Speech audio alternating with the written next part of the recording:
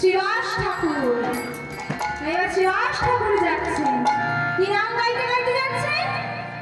সবাই কিন্তু আমরা এই নাম জানি। সবাই মিলে কিন্তু একসাথে বাহু তুলে গাইবো, কেমন?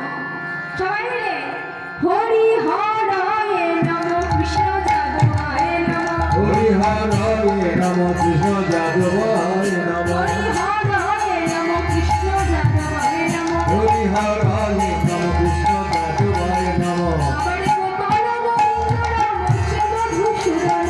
গোপাল গোবিন্দ রাম শ্রী মধুসূদন। আবার গোপাল গোবিন্দ রাম শ্রী মধুসূদন। গোপাল গোবিন্দ রাম শ্রী মধুসূদন। আচ্ছা ভাইরা, আমি ঠিক গেয়েছি? ও বাবারা, আমি ঠিক গেয়েছি? ঠিক গাই। এদিকে ভাইরা, ঠিক গেয়েছি? ঠিক গাই। আমি কি ভুল গাইলাম?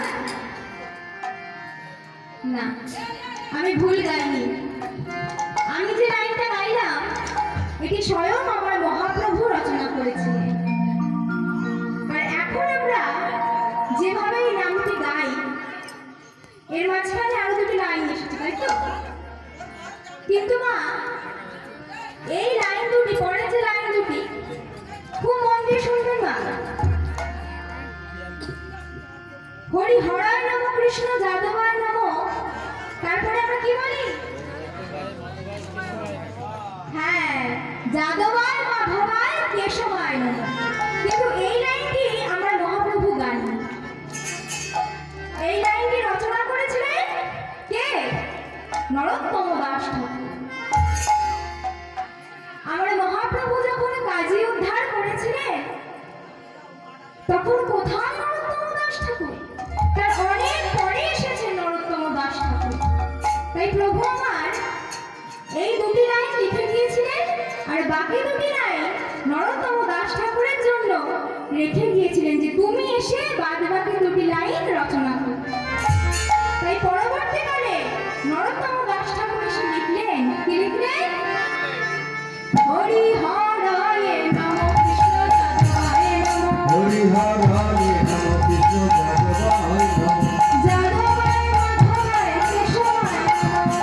যাদবায় মাধবায় কেশবায় নমঃ। গোপাল গোবিন্দ রাম শ্রী মধুসূদন। গোপাল গোবিন্দ রাম শ্রী মধুসূদন।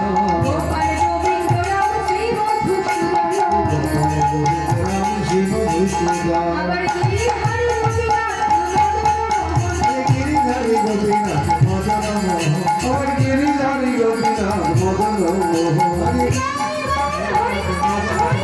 হরে গিরিধারী গোপীনাথ মদন মোহন। হরে গিরিধারী গোপীনাথ মদন মোহন। তাহলে মা, আমি ভুল গাইনি কিন্তু, কেমন? ওটাও ঠিক, এটাও ঠিক। চলে গেল দ্বিতীয় দলের মূল কীর্তনিয়া। এবার যাচ্ছে কে? তৃতীয় দলের মূল কীর্তনিয়া। কে তিনি? মনে আছে নামটা? শ্রী ছিল হরিদাস ঠাকুর, যিনি কিনা হরে কৃষ্ণ মহামন্ত্র নাম, এই অখণ্ড নাম ছাড়া